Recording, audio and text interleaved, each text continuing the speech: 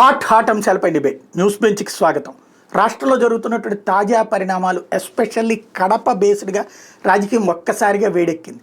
ఫలితం రేపు రాత్రికి తేలబోతుంది. కానీ ఈలోపుగా అయితే ఉత్కంఠ పరిణామాలు సంభవించినాయి. అక్కడ ఎవరు అరాచకం చేశారు, ఎవరు బాధ్యతగా ఉన్నారు, దాంతోపాటుగా తాజాగా జరుగుతున్నటువంటి రాజకీయ పరిణామాలకు సంబంధించి విశ్లేషించేందుకు ప్రస్తుతం మనతో పాటు ఉన్నారు తులసిరెడ్డి, కాంగ్రెస్ పార్టీకి సంబంధించిన కోర్ కమిటీలో కీలకమైనటువంటి నాయకులు. నమస్తే. నమస్తే. ఈవేళ కడపనే మీరు మీ సొంత జిల్లానే. నిన్న జరిగింది ఎవరి తప్పు ఎవరిది రైటు? ఇప్పుడు చెప్పాలంటే దొందే. ఇద్దరు కూడా డబ్బులు ఏరులై ప్రవహింపజేశారు. డబ్బుల విషయంలో ధనస్వామ్యం అనేది ముందు, నెక్స్ట్ వచ్చేసి అరాచకం నెక్స్ట్ వస్తుంది. ముందు డబ్బులు వాళ్ళు 5,000 ముందు 10,000 దాకా పోవచ్చు అనుకున్నారు. కానీ 5,000 దాకారు. వాళ్ళు 5,000 పంచారు, వీళ్ళు 5,000 పంచారు. ప్లస్ చీర కూడా పంచినట్టుగా, ఎస్పెషల్లీ టీడీపీ వాళ్ళు చీర కూడా పంచినట్టుగా అడిషనల్గా. కాబట్టి డబ్బులు ఏరులై ప్రవహించింది. That is number 1. ఇక్కడ కొంత ప్రజాస్వామ్యము, ధనస్వామ్యము, అరాచక స్వామ్యం 3 ఉన్నాయి. ప్రజాస్వామ్యం కొంతవరకు ఎందుకు చెప్పాలంటే, గతంలో వచ్చేసి 2001 ఎన్నికల్లో, లోకల్ బాడీ ఎన్నికల్లో జగన్మోహన్ రెడ్డి గారు ప్రభుత్వం ఉన్నప్పుడు అసలు నామినేషన్సే వేయించేవాళ్ళు కాదు. నాట్ ఓన్లీ 19 అదే లాస్ట్ లోకల్ బాడీ ఎలక్షన్స్లో నాట్ ఓన్లీ పులివెందుల, కడప జిల్లా, రాష్ట్రంలోనే నామినేషన్స్ వేసే అవకాశం కూడా లేదు. వాళ్ళే చింపేసేవాళ్ళు రానికుండా. ఒకవేళ నామినేషన్స్ వేసినా కానీ స్క్రూటినీలో అధికారులు చెప్పేసి డిస్క్వాలిఫై చేసేవాళ్ళు. ఆడికి దాటి వచ్చే విత్డ్రావల్ లోపల పోలీసులు వచ్చేసి పిలుచుకొచ్చి విత్డ్రావల్ చేయించేవాళ్ళు. ఆడికి దొరకకపోతే వాళ్ళే దొంగ సంతకాలు పెట్టి విత్డ్రావల్ ఫామ్ మీద ఇచ్చి ఈ సిస్టమ్ జరిగింది. ఓకే, 2021లో జరిగింది జగన్మోహన్ రెడ్డి గారు. దాంతో పోల్చినప్పుడు ఈసారి నామినేషన్స్ వేశారు, స్క్రూటినీ అయిపోయింది, విత్డ్రావల్ కూడా అయిపోయింది, ఫీల్డ్లో ఉన్నారు. అంతవరకు అప్పటికంటే బెటర్ అని చెప్పాల్సింది. అది కొంతవరకు ప్రజాస్వామ్యానికి సంబంధించి. ధనస్వామ్యాన్ని నేను చెప్పేసి ఆల్రెడీ 5,000 ప్లస్ చీర. ఒంటిమిట్టలో నాకు చిన్న ఇన్ఫర్మేషన్ ఉంటే 3,000, 2,000 టీడీపీ వాళ్ళు 3,000 ఇచ్చారు, వైకాపా 2,000 ఇచ్చారని అక్కడ. ఇక అరాచకానికి సంబంధించి అంటే ఎవరికి ఛాన్స్ దొరికితే అక్కడ చూశారు. దాంట్లో టీడీపీకి అప్పర్ హ్యాండ్ అయిందని నా అభిప్రాయం. దాంట్లో ఎవరు సస్వర్లు కాదు. వీళ్ళకి అవకాశం వస్తే వీళ్ళు అంటే ఆడేం లేదు, డబ్బులు ఇవ్వడము, సైక్లింగ్ చేయడం. అక్కడ దిగ్గింగ్ అంటే ఇప్పుడు బ్యాలెట్ పేపర్ ఉన్నప్పుడు ఇటు ఉద్యోగాలు, ఈ ఈవీఎంలు వచ్చిన తర్వాత ఒక 10 మందినో 20 మందినో 30 మందినో పెట్టేది. వాళ్ళతో వచ్చేసి సైక్లింగ్. ఇది ఎవరికి వాళ్ళకి అవకాశం ఉంటే వాళ్ళు, వీళ్ళకి అవకాశం ఉంటే వీళ్ళు. దాంట్లో టీడీపీది అప్పర్ హ్యాండ్ అయిందని చెప్పేసి నాకు వచ్చిన ఇన్ఫర్మేషన్ ఇది. ఓకే, ఈసారి కూడా ఈ బ్యాలెట్లే కదా అక్కడ కూడా పెట్టింది. బ్యాలెట్ పేపర్ వేసినప్పటికీ ఈసారి అదే బ్యాలెట్ పేపర్ మర్చిపోయాను, మీరు చెప్పినట్టు బ్యాలెట్ పేపరే. బ్యాలెట్ పేపర్లు వచ్చేసి ఒక మరీ వచ్చేసి ఒకరే కూర్చొని గుద్దినట్టు అనేది బాగుండని చూసేదానికి సైక్లింగ్ చేశారు. ఓకే, అంటే పోలీస్ డిపార్ట్మెంట్ మామూలుగా ప్రభుత్వానికి అధికారికంగా పనిచేసి పెట్టినట్టేనా? న్యాచురల్గా దాంట్లో వచ్చేసి నేను చెప్తే కదా, వాళ్ళ అధికారంలో ఉన్నప్పుడు ప్రారంభం నుండి నా అసలు పోలింగ్ అనేది లేకుండా ఉంది. ఇప్పుడు అంతకంటే కొంచెం బెటర్, అంతే. అంతమించి వచ్చేసి డెఫినెట్గా వచ్చేసి అధికార దుర్వినియోగం అనేది డెఫినెట్గా ఉంది, దాంట్లో నో డౌట్ అట్ ఆల్. ఆ స్థాయి కంటే కొంచెం తక్కువ స్థాయి ఉంది. ఒక కన్ఫ్యూజన్ ఏంటంటే పోలీసులు భయభ్రాంతులు చేశారు, ఎవరు పోలింగ్ బూతుల దగ్గరికి రానియలేదు, ఏజెంట్లను కూడా బయటికి గెంటేశారు, చించేశారు, ఇవన్నీ వైసీపీ చెప్తోంది. లేదు, ప్రజాస్వామ్యబద్ధంగా జరిగిందని తెలుగుదేశం చెప్తోంది. అయితే 77% పోలింగ్ జరిగింది. అదేంటి, రిగ్గింగ్ చేసుకున్నారా లేకపోతే ఈ గొడవలన్నీ పోను జనం వచ్చి ఓట్లేశారా? అంటే ఇక్కడ 2 ఉన్నాయి. ఇప్పుడు ఎంపీకి ఎమ్మెల్యేకు కిందికి వచ్చేకల్లా బాగా దగ్గర ఉంటుంది కాబట్టి దీంట్లో మరీ తక్కువ లేదు, ఇక్కడ మరీ ఎక్కువ లేదు. మరీ తక్కువ అంటే భయభ్రాంతులు చేసి రావాలన్న తర్వాత వచ్చేసి బూతులు ఏదో మార్చారని ఎవరోళ్ళు ఆ ఊరోళ్ళు ఆ ప్రకారంగా మరీ తక్కువ వచ్చిందంటే తక్కువ లేదు. మరీ టోటల్గా రిగ్గింగ్ చేసినప్పుడు యూజువల్గా వచ్చేసి 90% ఆ ప్రకారం కూడా పోతారు. 100% అయితే మళ్ళీ ఇన్వాలిడ్ అవుతుందని చెప్పేసి రీపోల్ వస్తుందని చెప్పేసి 90% పోతారు. కాబట్టి వయా మీడియాగా పోయింది కాబట్టి దీన్ని టోటల్గా సైక్లింగ్ అని చెప్పలేము, భయభ్రాంతులు టోటల్గా అయిపోయిన చెప్పను. వయా మీడియాగా అన్నీ పనిచేసాయి. ప్రజాస్వామ్యము, ధనస్వామ్యము, అరాచక స్వామ్యము, అధికార స్వామ్యము అన్నీ కలగలిపి ఉన్నాయి. రైట్. అసలు ఆ పులివెందుల నియోజకవర్గంలో జగను లేకపోతే రాజశేఖరుడు ఆ కుటుంబం అంటే ప్రేమ ఉందా, భయం ఉందా? ఇప్పుడు ఎందుకంటే నేను కూడా నీది తినాలి నాది తినాలి అన్నట్టు నాది పులివెందుల నియోజకవర్గం కాబట్టి అక్కడ వైఎస్ఆర్ కుటుంబానికి సంబంధించి వాళ్ళ విజయ రహస్యం ఏమంటే ఒకటి డబ్బు. ఫ్రమ్ ద 78 నుంచి కూడా డబ్బు పంచకుండా ఏ ఎన్నికలు గెలవలేదు. రాజశేఖర రెడ్డి గారు అన్నప్పుడుగా ఇప్పుడే కాదు, 78 నుండి ప్రతి ఎలక్షన్లో ఒకటి డబ్బు, 2 దౌర్జన్యము, 3 సైక్లింగు, రిగ్గింగు, 5వది అందుబాటు. తర్వాత ప్రతిపక్షం వచ్చేసి ప్రతిఘటన ఇచ్చినప్పుడు నువ్వానైనట్టు జరిగింది, ప్రతిఘటన ఇవ్వనప్పుడు వన్ సైడ్ జరిగింది. అప్పుడు ఎలా ఉంటే మనం ట్రాక్ రికార్డ్ చూస్తే 1 డబ్బు, 2 దౌర్జన్యము, దౌర్జన్యం ఉందని చెప్పేసి డబ్బు ఇవ్వకుండా పోలే, డబ్బు ఇస్తారు, దౌర్జన్యము, ఆ సైక్లింగు, కొన్ని చోట్ల రిగ్గింగు, తర్వాత అందుబాటు. ఇప్పుడు కాకుంటే గతంలో వివేకానంద ఉన్నప్పుడు వివేకానంద రెడ్డి అందుబాటులో ఉండేవాడు, రాజారెడ్డి భయము, వివేకానంద రెడ్డి అందుబాటు, రాజశేఖర రెడ్డి క్రేజు. వీటికి తోడు వచ్చేసి ఇవి నేను ముందు చెప్పినట్లు ఇవన్నీ ఉన్నప్పటికీ ప్రతిఘటన చేసిన సందర్భాల్లో నువ్వానేంటగా జరిగింది. కొన్నిసార్లు ఓడిపోయినారు కూడా. చాలామంది అనుకున్నట్టుగా కంచుకోట 100% కంచుకోట కాదు, అప్పుడప్పుడు కంచుకోటలు. మనం ట్రాక్ రికార్డ్ తీసుకుంటే అంటే టీడీపీ ఆవిర్భావానికి ముందు 1970లో అప్పుడు పులివెందుల గ్రామ పంచాయతీ ఎన్నికలు జరిగితే రాజారెడ్డి మిస్సెస్ జయమ్మ ఇద్దరు వార్డు మెంబర్లు ఓడిపోయినారు 1970లో. రాజశేఖర రెడ్డి గారి తండ్రి రాజశేఖర రెడ్డి గారి తల్లి జయమ్మ ఇద్దరు వార్డు మెంబర్స్ ఓడిపోయినారు పులివెందుల గ్రామ పంచాయతీకి 1970లో.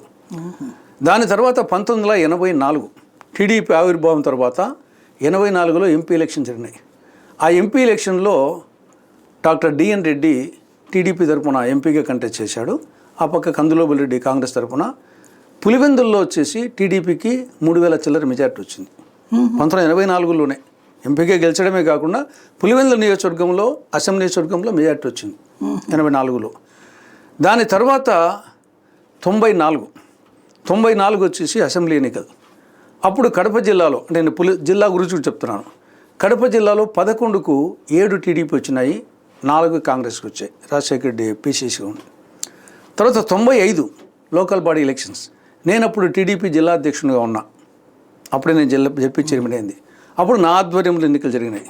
అప్పుడు పులివెందుల నియోజకవర్గంలో మొత్తం 6 జెడ్పీటీసీలు, చక్రాయపేట లేదు 6 జెడ్పీటీసీల్లో సింహాద్రిపురము పులివెందుల సరైన క్యాండిడేట్ లేక మేము పెట్టలే.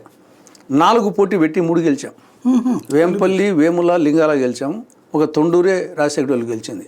95లో 4 పోటీ చేసి 3 గెలిచాం. 2 మండల పరిషత్తులు కూడా గెలిచాం. వేంపల్లి, వేముల మండలాలు కూడా వచ్చినాయి. దాని తర్వాత 96లో ఈ 95 ఎలక్షన్స్లో ఈ లోకల్ బాడీ ఎలక్షన్స్లో వేంపల్లిలో వచ్చేసి వాళ్ళు ఫైర్ చేస్తే వెంకట సుబ్బయ్య అని టీడీపీ ఒక ఓటర్ చనిపోతే వేంపల్లి ఓటర్స్, టీడీపీ ఓటర్స్ ఆడోళ్ళు వచ్చేసి ఒక 500 మంది 1000 మంది రాజశేఖర రెడ్డి వేంపల్లి పోలీస్ స్టేషన్లో ఉంటే చాటలు పరకలు తీసుకొని పోయినారు స్టేషన్ మీదకి. ఆ స్థాయిలో జరిగింది వచ్చేసి. అప్పుడు వేంపల్లి మండల పరిషత్ గెలిచింది, జెడ్పీటీసీ గెలిచింది. దాని తర్వాత 96లో రాజశేఖర రెడ్డి ఎంపీ ఎలక్షన్స్లో కేవలం 4000తో గెలిచాడు. చావు తప్పి కన్నులొట్టబడినట్లు ఎంపీ ఎలక్షన్లకు, ఎమ్మెల్యే కాదు 96లో. దాని తర్వాత 2017లో వివేకానంద రెడ్డి బీటెక్ రవి చేతిలో ఎమ్మెల్సీగా ఓడిపోయినాడు. దాని తర్వాత 2023లో రామ్ గోపాల్ రెడ్డి పశ్చిమ రాయలసీమ నుండి గెలిచాడు. మన 2024లో నీటి సంఘాల ఎన్నికలు 7 పోటీ పెట్టలేకపోయారు జగన్. మొత్తం వాళ్ళకి యునానిమస్ అయిపోయినాయి. కాబట్టి ప్రతిఘటన ఇచ్చినప్పుడు ఓడిపోయిన సందర్భాలు ఉన్నాయి, ప్రతిఘటన లేనప్పుడు మంచి మేయర్తో గెలిచిన సందర్భాలు. రాజశేఖర రెడ్డి 6 సార్లు ఎమ్మెల్యే, 4 సార్లు ఎంపీ, వివేకానంద రెడ్డి, జగన్మోహన్ రెడ్డి. కాబట్టి 2 ఉన్నాయి. 100% అది కంచుకోట, ఎవరో కాకులు దూరని కారడవి, చీమల దూరని చిట్టడవి టైప్ కాదు. అయితే ఎప్పుడు వాళ్ళే విజయం. అక్కడే కంచుకోవటం రకంగా చెప్పాలి. అదే లెక్క అయితే అనేక సందర్భాలు చెప్పాం కదా, 6-7 సందర్భాలు చెప్పాము. బాగుంది. ఇప్పుడు ప్రజెంట్ వచ్చేటప్పటికి దేశవ్యాప్తంగా రాహుల్ గాంధీ గారు ఈ ఎన్నికల ఓట్ చోర్ అన్నటువంటి యాజిటేషన్ చేస్తున్నారు. దాని విషయంలో ఇవాళ ఇందాక ప్రెస్ మీట్ పెట్టినటువంటి జగన్మోహన్ రెడ్డి రాష్ట్రానికి సంబంధించి 12.5% ఓట్లు తేడా వచ్చినాయి, దాని గురించి రాహుల్ గాంధీ మాట్లాడు. అట్లాగే ఈవెన్ పార్టీకి సంబంధించినటువంటి ఇన్ఛార్జ్ మాణిక్యం ఠాకూర్ కూడా వచ్చి నన్ను విమర్శిస్తూ ఉంటాడు.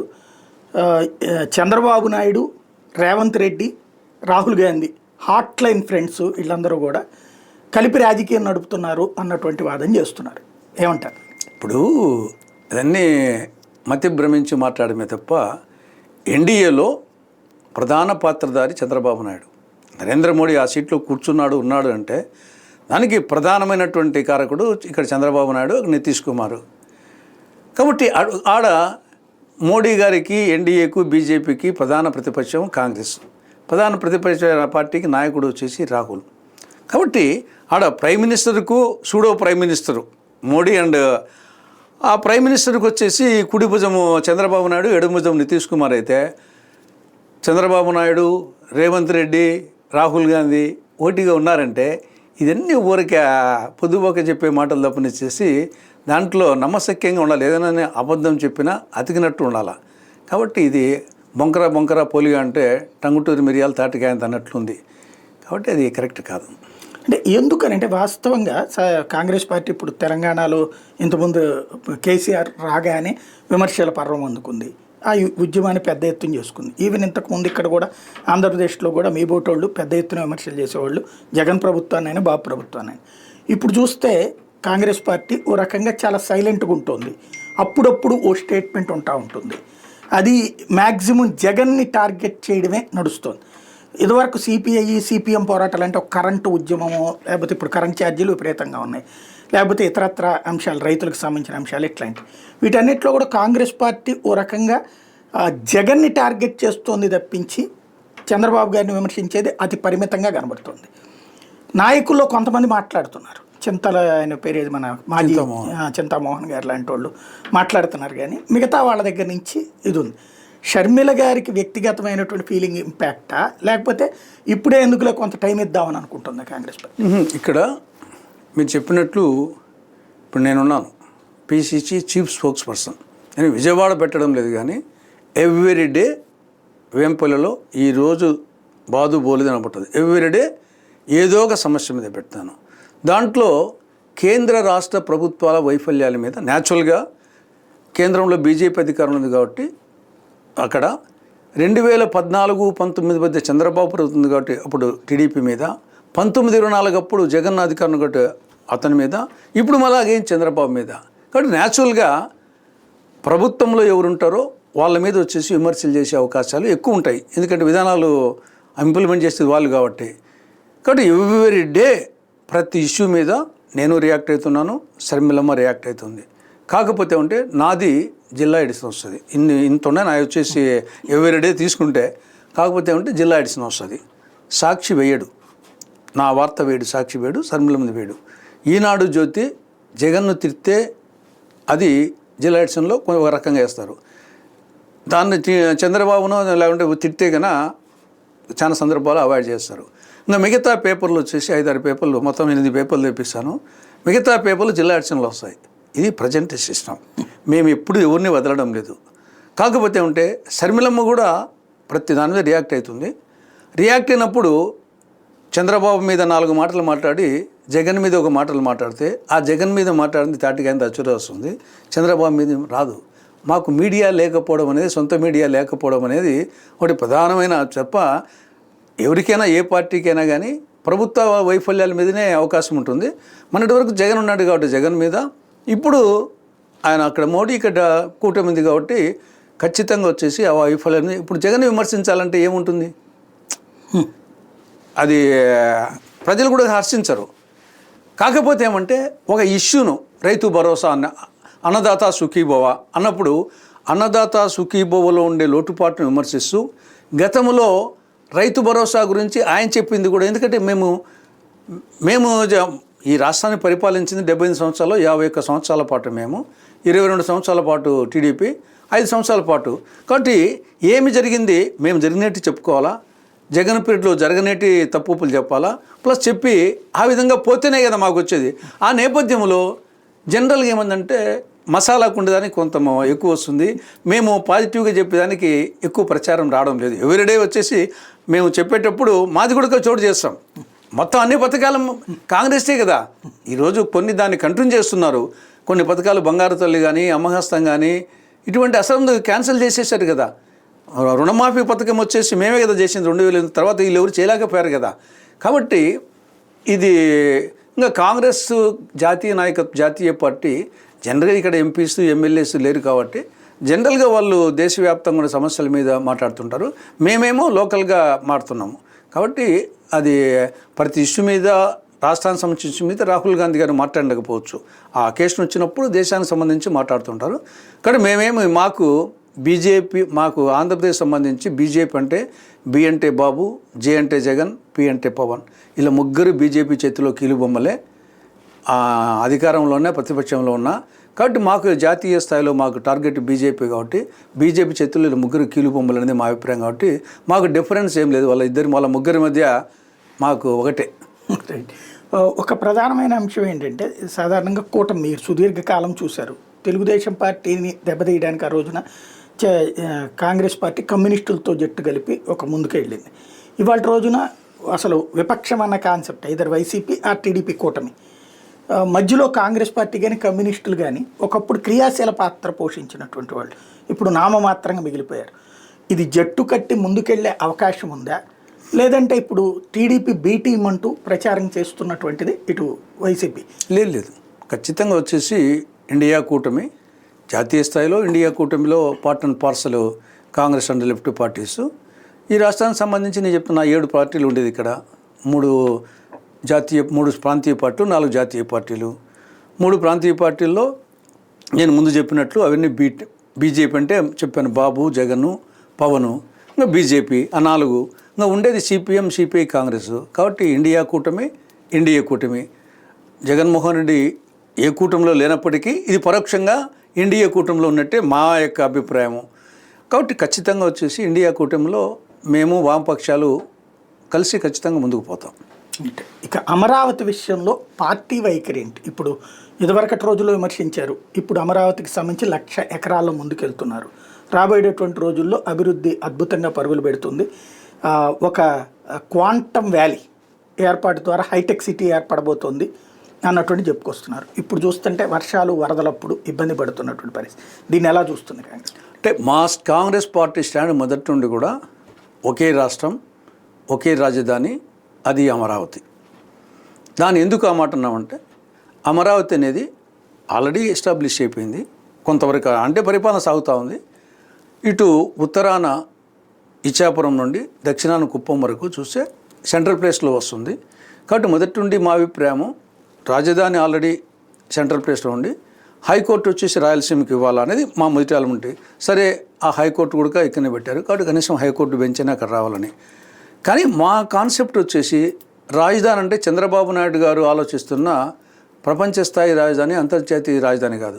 మాది ప్రజా రాజధాని, పరిపాలనాపరమైన రాజధాని. ఇప్పుడు రాజధాని అంటే మా దృష్టిలో సెక్రటేరియట్, అసెంబ్లీ, శాసనమండలి భవనం, హైకోర్టు, రాజ్భవన్. ఇప్పుడు హైదరాబాద్లో వచ్చేసి రాజధాని అంటే హైదరాబాదు మా రాజ్భవన్ పక్కనే ప్రైవేట్ బిల్డింగ్స్ ఉంటాయి, సెక్రటరియట్ పక్కనే ప్రైవేట్ బిల్డింగ్స్ ఉంటాయి, అసెంబ్లీ పక్కన ప్రైవేట్ బిల్డింగ్స్ ఉంటాయి. అవన్నీ గవర్నమెంట్ కట్టింది ఏం కాదు. కాబట్టి మనకు పరిపాలన సాగేదానికి అమరావతి. ఆయన చెప్పినట్టు నవనగరాలు మొత్తం వచ్చేసి ప్రపంచ స్థాయి, అంతర్జాతీయ స్థాయి. మా దృష్టిలో వాషింగ్టన్ డీసీ, న్యూయార్క్ తీసుకుంటే అమెరికా రాజధాని వాషింగ్టన్ డీసీ, చిన్నది ఒక విజయవాడమైన అంతే ఉండేది. న్యూయార్క్ ప్రపంచ నగరం, కానీ అది ఆ దేశానికి రాజధాని కాదు, ఆ రాష్ట్రానికి రాజధాని కాదు.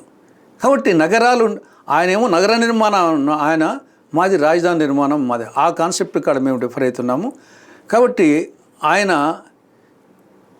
వచ్చేసి తెలంగాణ సచివాలయం ఎన్నాళ్ళు నిర్మించబడింది? కేవలం 2 ఏళ్ళు. 2021లో దాన్ని శంకుస్థాపన చేశారు, 23కి అయిపోయింది. తెలంగాణ సచివాలయం దేశంలోనే ఉన్న సచివాలయంలో ఒక బ్రహ్మాండమైన సచివాలయం, మనకు చూస్తేనే బాగా కనపడుతుంది. కేవలం 2 సంవత్సరాల్లో 960 కోట్లతో అయిపోయింది. ఇక్కడ 2014 నుంచి 2019 వరకు ఆయనే కదా. జగన్ పీరియడ్ పక్కన పెడదాం, 3 రాజధానులు ఆయన కాన్సెప్ట్ ఆయన పక్కన పెడదాం, 5 ఏళ్ళు ఉన్నాడు కదా. మళ్ళీ ఇప్పుడు 14 నెలలు అయిపోయింది, 10 నెలలకు వచ్చేసి ఇవన్నీ మాటలు తప్ప చేతలు తక్కువ. అది నరేంద్ర మోడీ గారు వచ్చి శంకుస్థాపన చేసింది, విజయదశమి రోజు శంకుస్థాపన చేసింది. ఆఖరికి ఆ శంకుస్థాపన చేసిన చాట ఆ శిలాఫలకం కూడా లేకుండా పోయింది, మళ్ళీ వచ్చి రెండోసారి శంకుస్థాపన. కాబట్టి చంద్రబాబు నాయుడు దాన్ని ఊరిక అరచేతిలో వైకుంఠం చూపించడమే తప్ప ఇప్పటికైనా రైతులకు వచ్చేసి 2016లో వాళ్ళ దగ్గర తీసుకున్నారు. 9 సంవత్సరాల్లో వాళ్ళ ఫ్లాట్స్ ఎక్కడైంది వాళ్ళకు చూపించలేని పరిస్థితి ఉంటే, లేఅవుట్స్ పూర్తి చేయకుండా, వాళ్ళకు మౌలిక సదుపాయాలు లేకుండా, ఊరిగా అహనాపెల్లంట సినిమాలో కోటా శ్రీనివాసరావు చూసి కొడుకుని చూసి ఆ ప్రకారంగా వాళ్ళకు వచ్చేసి గ్రాఫిక్స్ చూపి ఇప్పటివరకు అమ్ముకున్న దానికి లేదు, వాళ్ళ మళ్ళీ వాళ్ళని గుర్తించకుండా. కాబట్టి కేవలము మాటలు తప్పని చేసి నేను సింగపూర్కి పోయిస్తాడు. సింగపూర్కి పోయించిన తర్వాత మళ్ళీ ఆయన ఇప్పుడు వచ్చేసి టామ్ టామ్ చేస్తున్నాడు, సింగపూర్లో రారంట అని. జగన్మోహన్ రెడ్డి భయపడినిచ్చాడు లేదో దేవునికి ఎరుగా, కానీ ఈయన టామ్ టామ్ చేస్తున్నాడు సింగపూర్లో రారంట అని చెప్పేసి. ఇంకా మిగతా పెట్టుబడిదారులకు వచ్చేసి ఒక భయం కలిగేట్టుగా తెనాలి రామలింగని పిల్లి కథ ఉంటుంది. కృష్ణదేవరాయలందరికీ పిల్లును సప్లై చేసి పాలు సప్లై చేసేవాడంట. తెనాలి రామలింగ కూడా ఒక పిల్లిని పట్టుకొచ్చుకున్నాడు, పాలు ఇచ్చేవాడంట. ఈ పాలు వీళ్ళ కుటుంబానికి కావాలని బాగా సలసలసల కాగే పాలు పిల్లి ముందర పెడతలకల్లా ఫస్ట్ డే మూతి గాలది తాగలేదంట. ఇంకా ఆ రోజు నుంచి పాలు కనపడితే పిల్లి పరిగెత్తిపోతుంది, ఆ పాలు వీళ్ళు తాగేవాళ్ళు. ఆఖరికి వచ్చేసి ఆ పిల్లి టిట్ అయిపోయింది. ఆ విధంగా వచ్చేసి ఇప్పుడు ఈయన టామ్ టామ్ చేసి పెట్టుబడిదారులు ఎవరు రాకుండా వచ్చేసి చేసే పరిస్థితి ఏం చేశాడు. తర్వాత ఆయన ఫ్రమ్ ద బిగినింగ్ ఏమంటున్నాడు, ఇది సెల్ఫ్ సస్టైన్డ్ ప్రాజెక్టు, మొత్తం భూమిలో 8,000 ఎకరాలు 10,000 ఎకరాలు మిగులుతుంది, దాన్ని వచ్చేసి బ్రహ్మాండంగా రియల్ ఎస్టేట్ వ్యాపారం చేస్తే మొత్తము రాజధాని డెవలప్మెంటే కాకుండా రాష్ట్రమే డెవలప్ అవుతుందని చెప్పి చెప్తా వచ్చాడు. చెయ్యి, ఎన్నాళ్ళు కావాలా? అది చాలదని ఇప్పుడు వచ్చేసి మళ్ళీ అదనంగా వచ్చేసి 45,000 ఎకరాలు కావాలంటున్నాడు. దానికి కారణం చెప్పేది ఏమి లేదు, ముందనుకున్న ప్రకారంగా డెవలప్ కావడం లేదు, చుట్టూ వచ్చేసి పరిశ్రమలు కావాలా, అప్పుడు పరిశ్రమలు వస్తేనే ఇది డెవలప్ అవుతుంది. ఆ పరిశ్రమలు రావాలంటే విమానాశ్రయం కావాలా, పెట్టుబడిదారులు రావాలంటే రైల్వే స్టేషన్ కావాలా అని సన్యాసి సంసారం అయిపోయినటువంటి కథ ఉంది. ఒక సన్యాసి రోజు బిచ్చాటనకు పోయి తెచ్చి అన్నం ఒక శీల ఉంటే దాన్ని తెరిచేవాడంట. అవి ఎలకలు వచ్చి కొంచెం తినేదంట. ఆ ఎలకల కోసం అని చెప్పేసి పిల్లిని పట్టుకొచ్చుకున్నాడంట. ఆ పిల్లికి పాలు కావాలి కదా, ఆ పాల కోసం గేదెను పట్టుకొచ్చుకున్నాడంట. ఆ గేదెను సాకాలి కదా, వాళ్ళకి ఆడ మనిషిని తెచ్చుకున్నాడంట. ఆడ మనిషితో కనెక్షన్ పెట్టుకుని బిడ్డను కనేసినాడు. ఆ విధంగా నువ్వు చెప్పింది ఏమిటి, ఇప్పుడు వచ్చేసి ఇది చాలదు, మళ్ళీ 50,000 40,000 ఎకరాలు కావాలా. ముందు ఆల్రెడీ ఉన్న రైతులకే దిక్కులేక వాళ్ళకి ఇంతవరకు ప్లాట్స్ అలాట్ చేయకుండా వాళ్ళు కమర్షియల్ ప్లాట్స్ కానీ రెసిడెన్షియల్ ప్లాట్స్ కానీ లేఅవుట్స్ అర్థం కాకుండా పరిస్థితి ఉంటే ఇంకా వచ్చేసి మళ్ళీ కొత్తది కావాలని ఈ మళ్ళీ తాత్కాలిక సచివాలయం అంట, పర్మనెంట్ సచివాలయం అంట. పోనీ తాత్కాలిక సచివాలయం అంటే ఏదో కొట్టమో గిట్టమో అనుకోవచ్చు. దానికి ఖర్చు పెట్టినంత తెలంగాణలో పర్మనెంట్ సచివాలయానికి పెట్టిన దానికంటే 300 తాత్కాలికానికి ఎక్కువ ఖర్చు పెట్టారు ఇక్కడ. అది 960 కోట్లు అయితే ఇది 4,000 చిల్లర కోట్ల సచివాలయానికే. నేను అన్నిటికీ చెప్పడం లేదు, ఓన్లీ ఇక్కడ తాత్కాలిక సచివాలయానికే 4,000 చిల్లర కోట్లు, మళ్ళీ ఇప్పుడు పర్మనెంట్ సచివాలయం అంట. కాబట్టి మొత్తం వచ్చేసి ఆ మేనియా పట్టుకునేది మాటలు, నవనగరాలు, అంతర్జాతీయ రాజధాని చెప్పి మొత్తము ఆ మేనియాలో పడిపోయి రాష్ట్రాన్ని వచ్చేసి ఇంకా ఆర్టిఫిషియల్ ఇంటెలిజెన్స్ అని, తర్వాత P4 అని, జనాభా ఎక్కువగానండి, ఎన్ని పిచ్చి తుగ్గుల వ్యవహారాలు వచ్చేసి ప్రపంచంలోనే 144 కోట్లతో చైనా దాటి నెంబర్ 1 ప్లేస్లో ఉన్నాం. ఇప్పటికే అమెరికాలో ఉండే మన వాళ్ళకు ఎప్పుడు బయటకు వస్తారో పంపిస్తారో అర్థం కాని పరిస్థితి ఉంది. అక్కడ ఉండే వాళ్ళే ఇక్కడికి వచ్చే పరిస్థితి ఉంటే ప్రపంచమంతా వచ్చేసి మన వాళ్ళు పోతారంట, వీళ్ళకి వచ్చేసి కనండి అని చెప్పేసి ఇప్పుడు యూత్ తగ్గిపోతుందంట. ఆ ప్రకారంగా వచ్చేసి అంతా నేల విడిచి సాము చేస్తున్నాడు చంద్రబాబు నాయుడు. ప్రాక్టికల్గా ఆలోచించడం లేదు. ఆయన ఏదో మరో ప్రపంచంలో యుఫోరియాలో ఉన్నాడు. రాష్ట్రం వచ్చేసి బాగా నష్టం కలిగిస్తున్నాడు. అంటే మొదట్లో నేను ఇట్లా మాట్లాడుతున్నప్పుడు అందరూ ఎటకారం చేశారు, హైదరాబాద్ హైటెక్ సిటీ అన్నప్పుడు. అప్పుడు కంప్యూటర్లు ఇవన్నీ ఏంటి అన్నారు. ఇవాళ చూస్తే ఆ రోజు నన్ను నవ్వినటువంటి వాళ్ళే ఇవాళ కోట్ల రూపాయలు చూస్తున్నారు. అసలు ఇవాళ హైదరాబాద్ సంపాదించే ఆస్తే తెలంగాణ నడిపిస్తుంది. ఆంధ్రాకు కూడా అట్లాగా అంటే ఇదివరకు జరిగిన ప్రచారం అంతా ఏంటంటే డీసెంట్రలైజ్డ్ డెవలప్మెంట్. ఇప్పుడు డీసెంట్రలైజ్డ్ డెవలప్మెంట్ జరగాలి కానీ ఇన్కమ్ జనరేషన్కి మాత్రం ఒక క్యాపిటల్ ఉండాల్సిందే. ఆ రోజున ఎట్లా వెటకారం చేశారు, ఇప్పుడు కూడా వెటకారం చేస్తారు. నవ్వులాటకి మాట్లాడడం తప్పించి నా అంత తెలివితేటలు వాళ్ళకి లేవు, విజన్ లేదు అంటారు బాబు గారు. హైదరాబాద్ చార్మినార్ ఈయనే కట్టినాడా? హైదరాబాద్ వచ్చేసి ఉస్మానియా హాస్పిటల్ ఈయనే కట్టినాడా? ఉస్మానియా యూనివర్సిటీ ఈయన కట్టినాడా? అంత సీన్ లేదు. హైదరాబాద్ ఈయన వచ్చాక హైదరాబాద్కి ప్రపంచం కాదు అంటున్నాను. ఎందుకంటే 1989లో శ్యామ్ పిట్రోడా సహకారంతో రాజీవ్ గాంధీ ప్రైమ్ మినిస్టర్ ఉన్నప్పుడు ఎలక్ట్రానిక్ విప్లవము, టీవీ విప్లవము వచ్చినప్పుడు మన్మోహన్ సింగ్ గారు 91 ఆ ప్రాంతంలో ఆర్థిక మంత్రిగా వచ్చినప్పుడు పివి నరసింహారావు అప్పుడు ఎల్పిజి సిస్టమ్ వచ్చి ఆ నేపథ్యంలో మొత్తం దేశమంతా అన్ని రాష్ట్రాల్లో వచ్చింది. ఆ నేపథ్యంలో ఇక్కడ వచ్చింది తప్ప ఈయన ఘనకార్యం ఏం కాదు. ఆ నేపథ్యంలో 94 ఎన్టీ రామారావు నుంచి 95లో వచ్చాడు. 91లో వచ్చేసి మన్మోహన్ సింగ్ ఎల్పీ సిస్టమ్ వచ్చింది. 89లో రాజీవ్ గాంధీ గారి అప్పుడు వచ్చింది. ఆ నేపథ్యంలో అన్ని రాష్ట్రాల్లో వచ్చింది. ఈవెన్ వచ్చేసి ఇప్పటికీ మహారాష్ట్ర, బెంగళూరు, చెన్నైతో పోలిస్తే తర్వాతనే హైదరాబాద్ వచ్చేసి. కాబట్టి అది ఏదో ఈయన అంతకుముందు డెవలప్మెంటు ప్లస్ అంతా కలిసినా ఇప్పటికీ మహారాష్ట్రతో పోలిస్తే చాలా పెట్టుబడులు వచ్చేసి వాళ్ళతో మంచిగా పోలిస్తే ఎక్కడో ఉన్నాం. హైదరాబాద్ కూడా ఇంకా మంది అయితే ఎక్కడో ఉందనుకోండి. కాబట్టి ఆయనతోనే అక్కడ వచ్చేసి ఆ టవర్ కట్టింది వాస్తవము. ఆ నేపథ్యంలో ఈ యొక్క అప్పుడు కొంత ఏదో కంప్యూటర్ కూడా ఏదో వచ్చింది, వైవోనో ఏదో Y2K ప్రాబ్లం. దాని సందర్భంగా వచ్చేసి ప్రపంచవ్యాప్తంగా దానికి కనుక్కున్న దానికోసము ఆ నేపథ్యంలో వచ్చేసి డెవలప్ అవుతా వచ్చింది. అప్పుడు చెన్నై డెవలప్ అయింది, ఢిల్లీ డెవలప్ అయింది, పూనా డెవలప్ అయింది, బాంబే డెవలప్ అయింది, నోయిడా డెవలప్ అయింది, బెంగళూరు డెవలప్ అయింది. ఆ నేపథ్యంలో వచ్చేసి హైదరాబాద్ డెవలప్ అయింది. తప్పనిచ్చేసి ఈయన ఆ పొజిషన్లో ఈవెన్ వచ్చేసి టంగుటూరు అంజయ్యగుండా డెవలప్ అయ్యింది, ఈయనే కాదు. ఆయనకు వచ్చేసి మామూలుగా ఆయనకు పాపం చదువురాదు అనుకుంటాం కదా, టంగుటూరు అంజయ్యగుండా డెవలప్ అయ్యింది వచ్చేసి ఆటోమేటిక్గా. ఇంకా నెక్స్ట్ వచ్చేసి ఏదో గ్రోత్ ఇంజన్ కావాలనేది చాలామంది మాడుతున్నారు. మనకు 28 రాష్ట్రాలు. 28 రాష్ట్రాల్లో మనకు మెట్రోపాలిటన్ సిటీస్ ఉండేది ఎన్ని? 5. ఒకటి ఢిల్లీ, కలకత్తా, బాంబే, చెన్నై, బెంగళూరు, హైదరాబాద్. మిగతా 22 రాష్ట్రాలకు వచ్చేసి గ్రోత్ ఇంజన్ మరి మెట్రోపాలిటన్ సిటీస్ లేవే. కానీ ఈ దేశంలో డెవలప్డ్ స్టేట్లో నెంబర్ 1 కేరళ వస్తుంది. కేరళ రాజధాని ట్రివేండ్రం, మన విజయవాడ కంటే చిన్నదే. తర్వాత గుజరాత్, గాంధీనగర్, హిమాచల్ ప్రదేశ్, సిమ్లా. కాబట్టి ఎంతవరకు మనం వచ్చేసి మరి ఆ విధంగా అయితే west Bengal, Calcutta metropolitan city మరి డెవలప్మెంట్లో వచ్చేసి దీంతో పోటీ పడలేగా ఉంది బెంగళూరు, హైదరాబాదు, బాంబేతోనో. కాబట్టి ఇక్కడ గ్రోత్ ఇంజిన్ అనేది ఆ కాన్సెప్ట్ కూడా నేను అదే అమెరికాకు వచ్చేసి వాషింగ్టన్ డీసీ వచ్చిందనా? వాషింగ్టన్ డీసీ గ్రోత్ ఇంజిన్ కాదే. నీకు గ్రోత్ ఇంజిన్ కావాలంటే రాజధాని కావాలన్నా కలుపు విజయవాడను, విశాఖపట్నాన్ని, కడపను, తిరుపతిని డెవలప్ చేసేసే. లేకుంటే విజయవాడను, గుంటూరుని కలిపేసి సరిపోయింది కదా. నాగార్జున యూనివర్సిటీని నువ్వు రాజధాని చేసి పెట్టింటే 2 కలిసిపోయిండేది కదా. ఈ పక్క విజయవాడ, ఆ పక్క గుంటూరు, నదిలో నాగార్జున యూనివర్సిటీని రాజధాని చేసింటే ఇవాళకి వచ్చేసి మొత్తం ఈ 3 కలిసింటే పెద్దది అయిపోయింది కదా. గ్రోత్ ఇంజిన్ ఎప్పుడు అయిపోయింది? మీ కాన్సెప్టే కరెక్ట్ అయితే నువ్వు ఇక్కడ కొత్తగా వచ్చేసి ల్యాండ్కు భూ సమీకరణ చేయాల్సిన అవసరం ఏముంది? దానికి వచ్చేసి అందరినీ రాండి అని టామ్ చేయాల్సిన అవసరం ఏముంది? Just already Nagarjuna university established అయిపోయింది.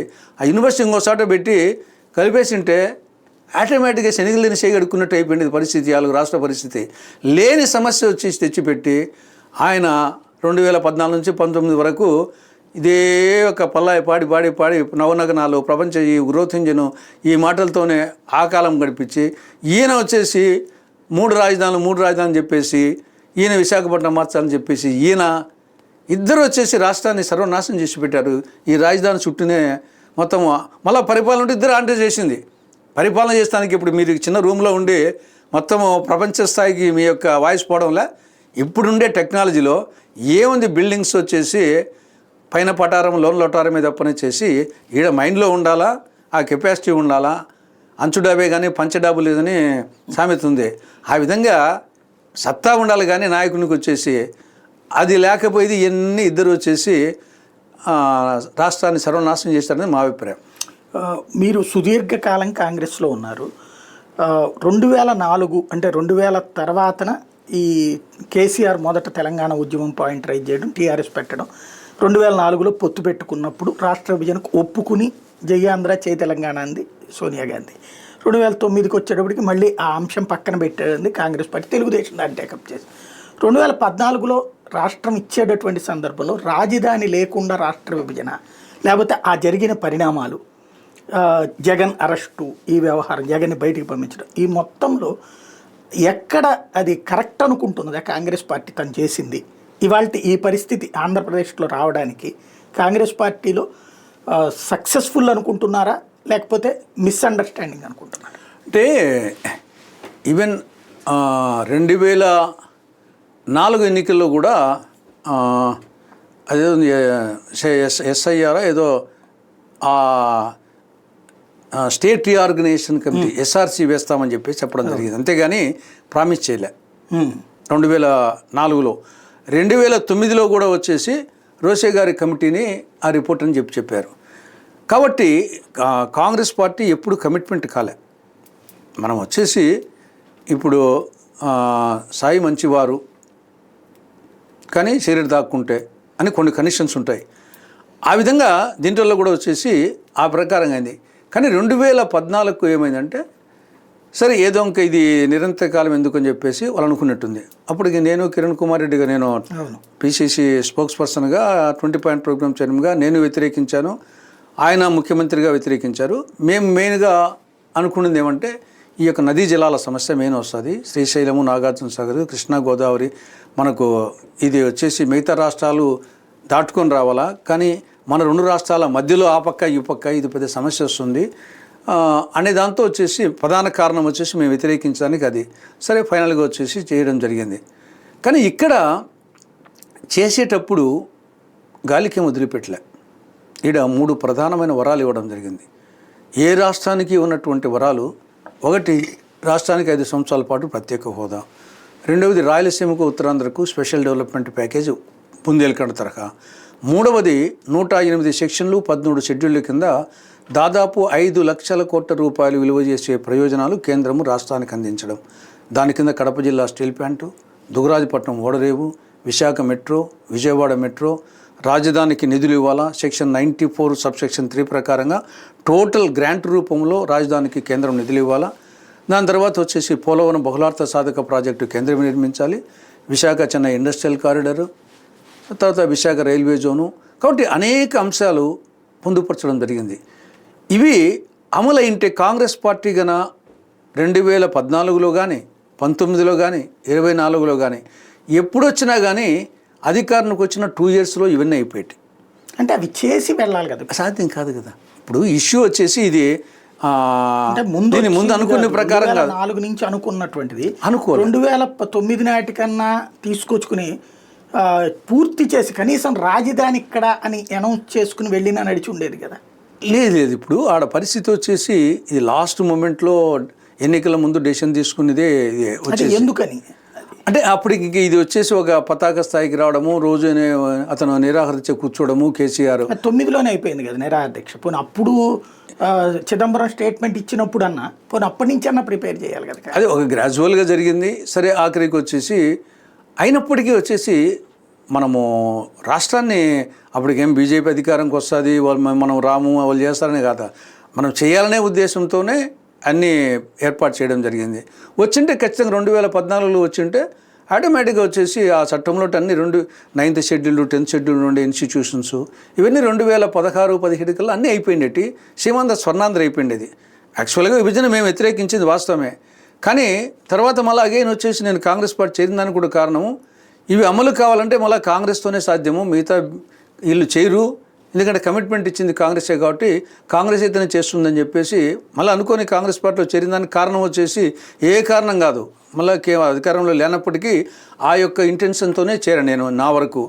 కాబట్టి ఇది కొంతవరకు రాష్ట్రానికి నష్టం ఏమంటే కేంద్రంలో రాష్ట్రంలో కాంగ్రెస్ పార్టీ అధికారంలోకి రాకపోవడమే. కనీసం రాష్ట్రంలో రాకుండా కేంద్రంలో వచ్చినా సరిపోయింది, ఎందుకంటే ఇవన్నీ ప్రధానంగా కేంద్రమే ఇవ్వాలి ఇవన్నీ రాష్ట్రానికంటే కూడా. కానీ కనీసం కేంద్రంలో వచ్చినా రాష్ట్రంలో రాకుండా ఇచ్చిండే వాళ్ళం. ఆడ రాకపోవడం ఈడ రాకపోవడం అనేది కొంత దురదృష్టంగా ఉన్నట్టుదే. 2014 వరకు మీరు చెప్పినట్లు ప్రజలు మొత్తం సీమాంధ్ర ప్రజలందరూ వ్యతిరేకించారు, ఇర్రెస్పెక్టివ్ ఆఫ్ పార్టీస్. కాబట్టి ఆ ఇంపాక్ట్ పడింది.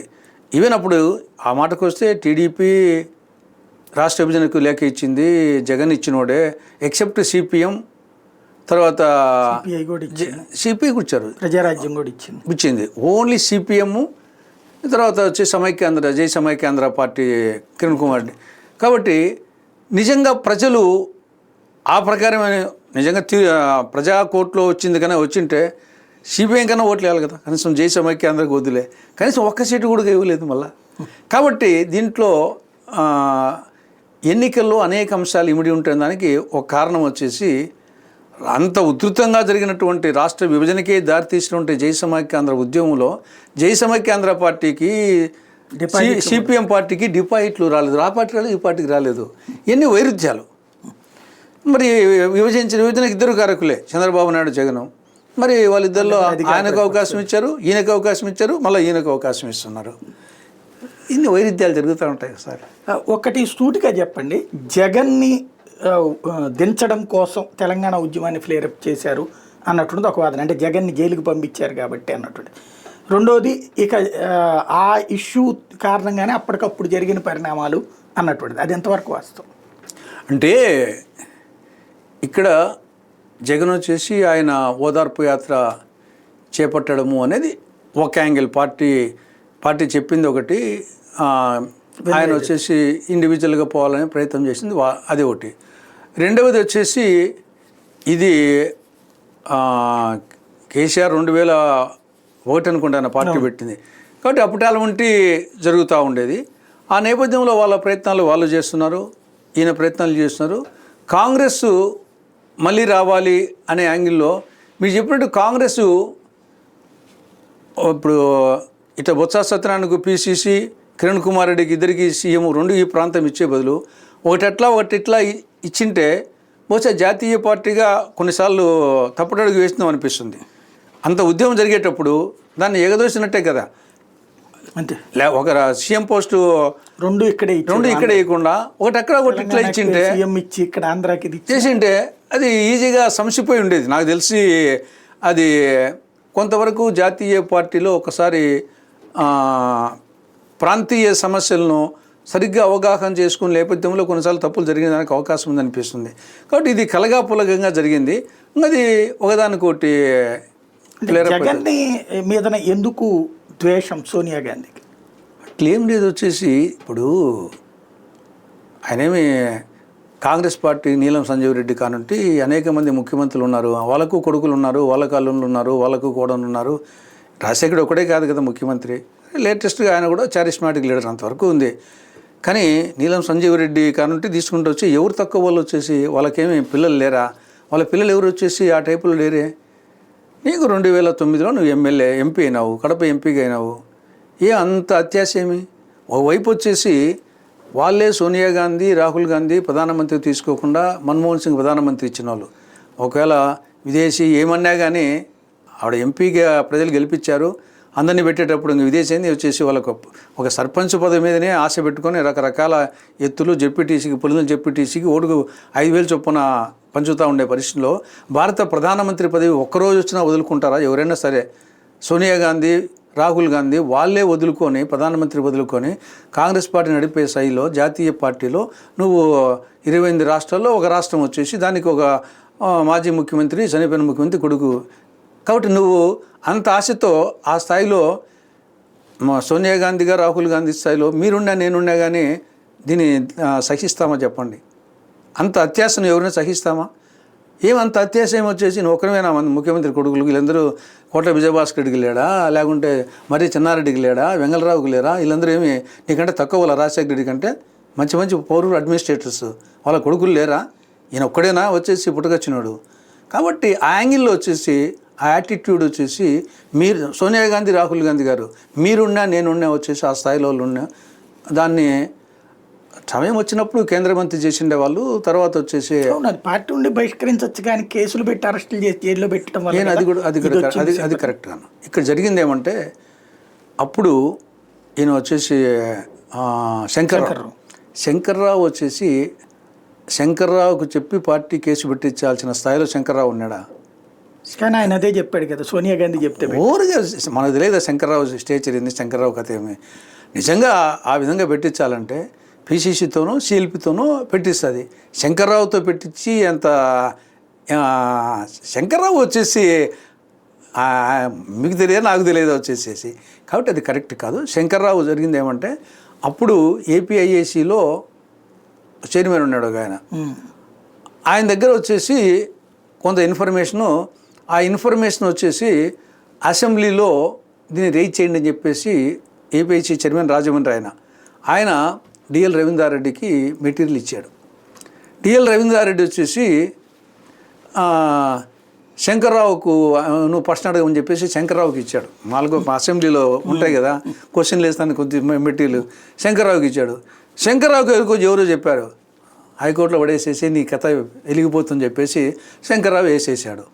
శంకర్రావు వేసేసిన తర్వాత దానికి ఎర్రంనాయుడు, అశోక్ గజపతిరాజు, తర్వాత కడప చెందినటువంటి ఒక లాయరు, తర్వాత ఈయన కర్నూలు అయిన బైరెడ్డి రాజశేఖర రెడ్డి అనుకుంటా, వీళ్ళు యాడ్ అయ్యారు. యాడ్ అయిన తర్వాత అది వచ్చేసి హైకోర్టు డైరెక్షన్ ఇచ్చింది సిబిఐకి వచ్చేసి.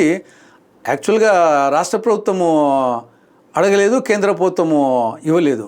హైకోర్టు డైరెక్షన్ మేరకు సిబిఐ మామూలుగా అప్పట్లో వచ్చేసి అప్పటికి రాష్ట్ర ప్రభుత్వమే సిబిఐ సిబిఐని అడిగేదానికి ఉంది, కేంద్ర ప్రభుత్వం వచ్చి రాష్ట్ర ప్రభుత్వం అడుక్కున్నా సిబిఐ వేస్తానికి ఉంది. ఇప్పుడు రాష్ట్ర ప్రభుత్వం అడుక్కుంటే కేంద్ర ప్రభుత్వం వేస్తానికి లేదు. అప్పుడు రాష్ట్ర ప్రభుత్వం అడుక్కున్నా కేంద్ర ప్రభుత్వం వేస్తానికి ఉంది. ప్లస్ రాష్ట్ర ప్రభుత్వం కూడా వచ్చేసి రెడీగా ఉంది కాబట్టి కిరణ్ కుమార్ రెడ్డి రోషేలు కాబట్టి కానీ ప్రభుత్వాలు దాని జోలికే పోలేదు. ఇప్పుడు ఓబులాపురం కేసులో పోయినారు, రాజశేఖర్ గారు వచ్చేసి కమిటీ వేశారు, ఇదేం వేయలేదు. శంకర్రావు వేసిన దాని మీద వీళ్ళు దానికి ఇంప్లీడ్ అయిపోయినారు. దాని మీద హైకోర్టు సిబిఐ డైరెక్షన్ ఇచ్చింది తప్ప దీంట్లో కాంగ్రెస్ పాత్ర ఏమాత్రం లేదు. కాకపోతే శంకర్రావు వచ్చేసి న్యాచురల్గా వచ్చేసి ఆయన సోనియా చెప్పిందని చెప్పడం అంతే తప్ప అంటే ఆ టైంలోనే విజయమ్మ గారు వేసినటువంటి కేసులో సిబిఐ దర్యాప్తుకి కోర్టు ఆదేశిస్తే మా దగ్గర స్టాఫ్ లేదని ఇదే సిబిఐ చెప్పింది. అదే ఈయనకి వచ్చేటప్పటికి విచారణ చేసి అరెస్టుల దాకా వెళ్ళింది.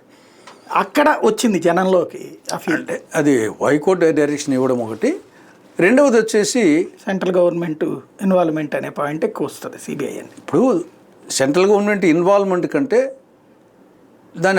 దాన్ని వచ్చేసి న్యూట్రల్గా దాన్ని పర్సుయేషన్ చేయలేదు, ఆయన ప్రొటెక్షన్ చేయాలని చేయలేదు, న్యూట్రల్గా ఉంది అంతవరకే.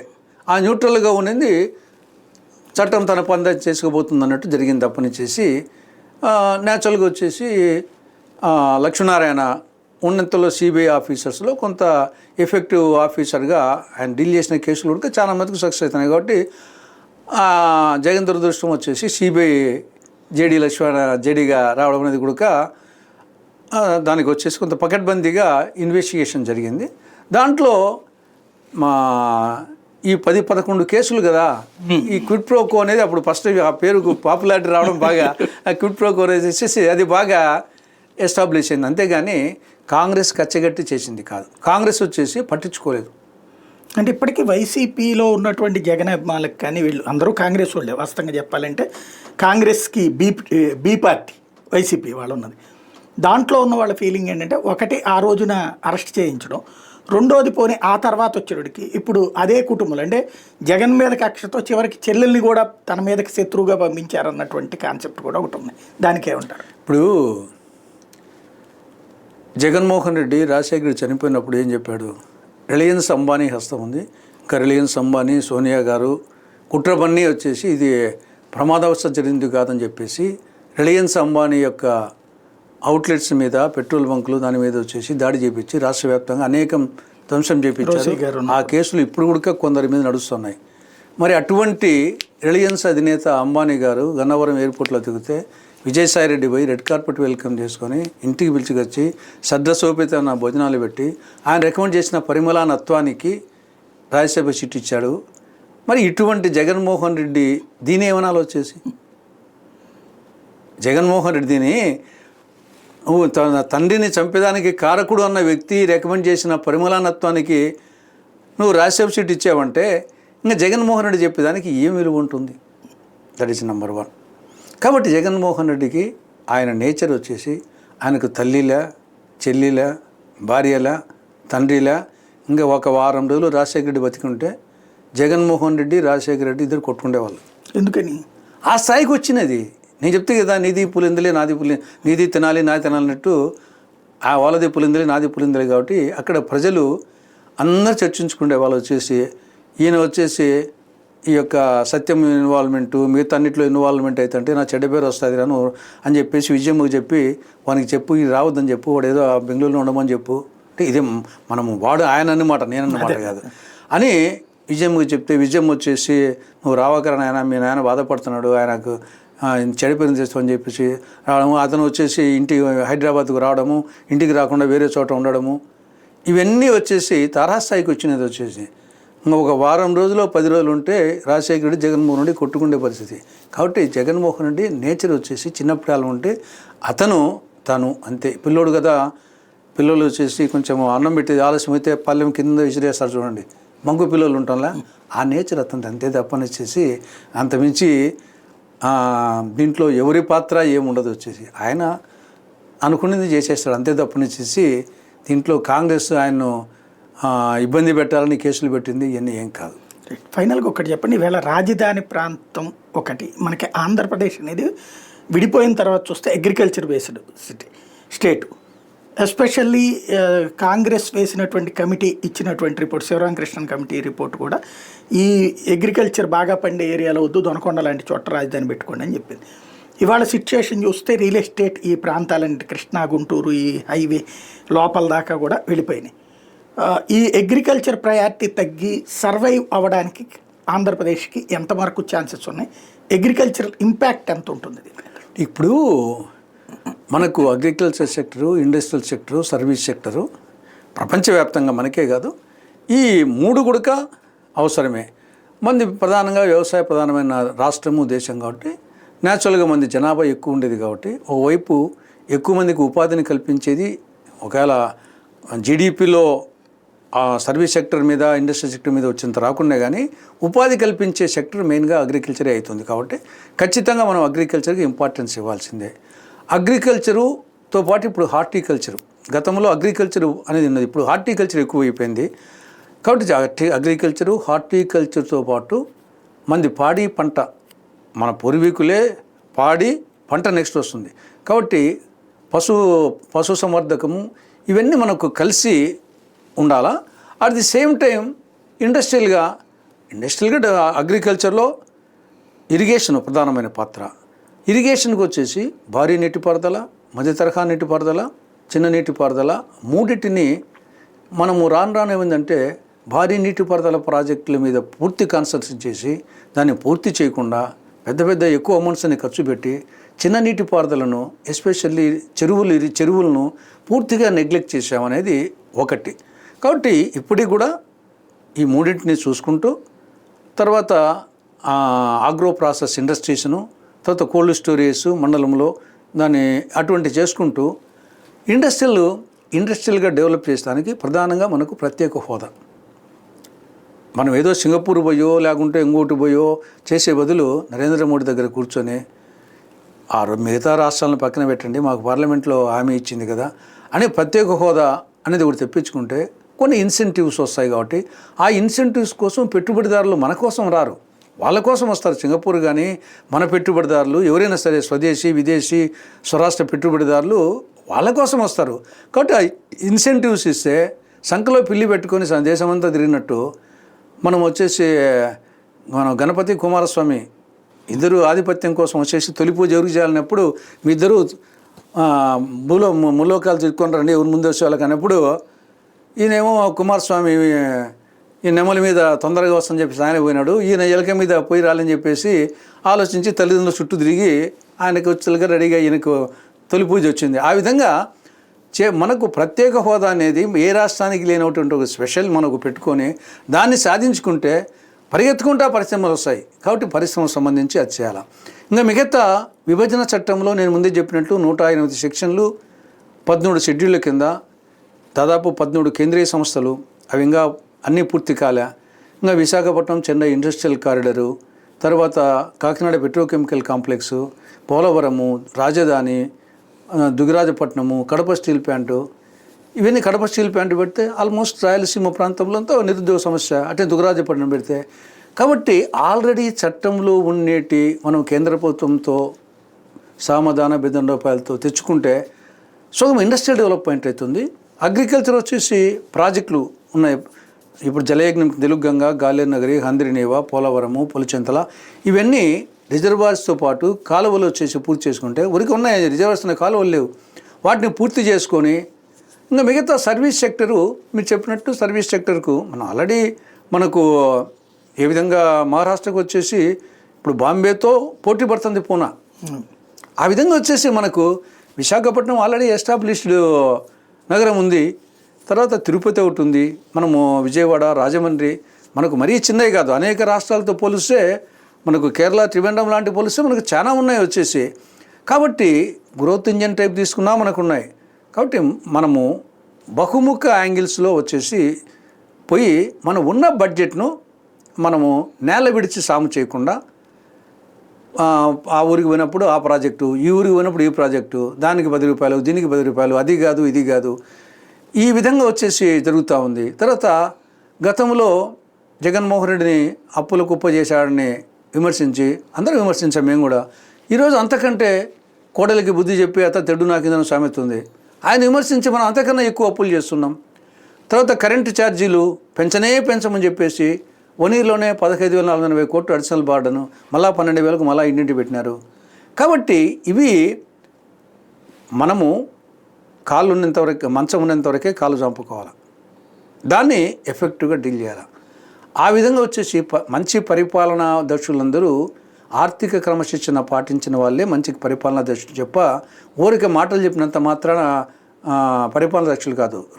రాజశేఖర రెడ్డి గారు సక్సెస్ కారణం రాజశేఖర్ గారు చెప్తానే, రోషయ్య గారు వచ్చేసి ఆర్థిక మంత్రి ఉన్నాడు చూసుకుంటానని ధైర్యంతో ఈయన ఆర్థిక మాంత్రికుడిగా ఉండి ఎక్కడ అడ్డుకట్టేయాలనో ఎక్కడని.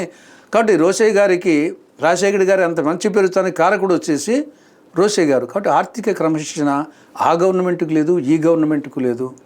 చేయాల్సిన చోట చేయకుండా కేంద్రం నుండి ఇంత చెప్తున్నాడు, నేను వచ్చేసి డబుల్ ఇంజిన్ అని చెప్పేసి. మరి డబుల్ ఇంజిన్ అన్నప్పుడు ఎక్కువ నిధులు తేవాలి కదా. మీరు చూడండి 2024, 23-24 కంటే 24-25 కేంద్ర నిధులు గ్రాంట్ తగ్గింది. 23-24లో జగన్ ముఖ్యమంత్రి, 24 చంద్రబాబు నాయుడు ముఖ్యమంత్రి. అప్పటికంటే కేంద్రం అంటే గ్రాంట్ తగ్గింది. దీన్ని మరి డబుల్ ఇంజిన్ ఏమనాలా, ట్రబుల్ ఇంజిన్ అనాలా? తర్వాత ఆయన సంపద సృష్టిస్తూ అంటాడు. సంపద సృష్టించే దాంట్లో కూడా వచ్చేసి దీంట్లో క్యాపిటల్ ఇన్వెస్ట్మెంట్ చూస్తే కన్నా గత సంవత్సరం కంటే 12,000 కోట్లు తగ్గింది. మరి నువ్వు అన్ని మాటలు చెప్పడమే. కాబట్టి స్వర్ణాంధ్ర 2029 వరకు చెప్పు అర్థం ఉంది.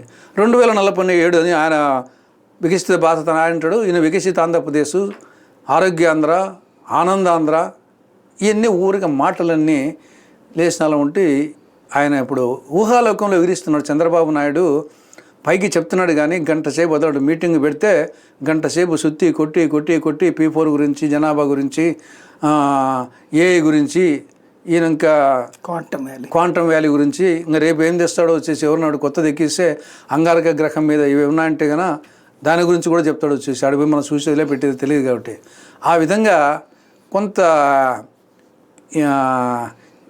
బహుశా యాక్టివ్గా ఉన్నాడు, దాంట్లో నో డౌట్ అట్ ఆల్. కానీ ఈ చేదస్సం కొంచెం ఎక్కువైందేమో అనిపిస్తుంది. చెప్పిందే ఎవరు అడగకుండానికి ఆస్కారం లేకుండా వాళ్ళ అతడు విన్నోడు వచ్చేసి ఈయన చెప్పేది విని నేను వెళ్ళిపోతాలే అని చెప్పేసి అతను ఏదానికి వచ్చింటాడో అది మర్చిపోయి ఇంకా వద్దు ఈ మూమెంట్లో అని చెప్పేసి వెళ్ళిపోయేటట్టుగా వాళ్ళ ఎమ్మెల్యేలను, మంత్రులను ఆ విధంగా తయారు చేస్తున్నాడు. ఫైనల్గా ఒక్కటి చెప్పండి, అసలు అర్థం కాని ఒక విషయం ఏంటంటే ఇంతకుముందు రాష్ట్ర విభజనకు ముందు ఉమ్మడిగా ఉన్నటువంటి సందర్భంలో వ్యవసాయ ఉత్పత్తులు ఆంధ్ర నుంచి ఎక్కువ ఉండేది. అంటే ప్యాడీ కానీ ఇట్లాంటివన్నీ కూడా. తెలంగాణ తక్కువ ఉందని వాళ్ళు ఆవేదన, ఆందోళన. ఇప్పుడు దేశంలోనే నెంబర్ 1కి తెలంగాణ వెళ్ళింది, ఆంధ్రప్రదేశ్ వచ్చేటప్పటికి తక్కువగా ఉంది. లోపం ఎక్కడుంది, లోటేంటి? అంటే ఒక విధంగా వచ్చేసి టీఆర్ఎస్ పీరియడ్లో కొన్ని లోపాలు ఉన్నప్పటికీ ఈ యొక్క సరే కాళేశ్వరం వచ్చేసి అది కొంత కాళేశ్వరం విషయంలో తప్పు జరిగింది, అది కొంచెం గుదిబండగా తరింది వాస్తవమే. కానీ మిగతా విషయంలో ఇరిగేషను, చెరువుల దాని మీద, తర్వాత కొన్ని రైతు సమస్యల మీద సరే రేవంత్ రెడ్డి ప్రభుత్వం కూడా చేస్తూ ఉంది. కానీ టీఆర్ఎస్ ప్రభుత్వం కూడా కొన్ని విషయాల్లో మనం చేసింది ఒప్పుకోక తప్పదు. అది కొంత తెలంగాణలో ప్యాడీ ఉత్పత్తి కానీ మిగతా ఉత్పత్తి కానీ పెంచేదానికి అవకాశం కలిగింది. సరే రేవంత్ రెడ్డి ఇంకా అంతకంటే బెటర్గా చేస్తానని ప్రయత్నం చేస్తున్నాడు. ఇక్కడ అది జరగలే. ఇక్కడ వచ్చేసి మనకు ప్రధానంగా ఇంకోటి ఏమంటే మనకు పైనుంటి నీళ్ళు రావాలి. మనం డిపెండ్ అయ్యేదంతా కృష్ణా, గోదావరి.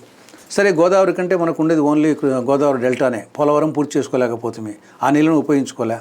కృష్ణాకు సంబంధించి పైన శ్రీశైలం నుండి కిందికి వస్తేనే శ్రీశైలం రిజర్వాయర్కు రావాలంటే ఆ పక్క పైన జూరాల, ఆ పక్క మహారాష్ట్ర, కర్ణాటక, ఆల్మట్టి, నారాయణపూరు, జూరాల, శ్రీశైలము, నాగార్జున సాగరు, పులిచింతల, ప్రకాశం బ్యారేజీ, బంగాళాఖాతం.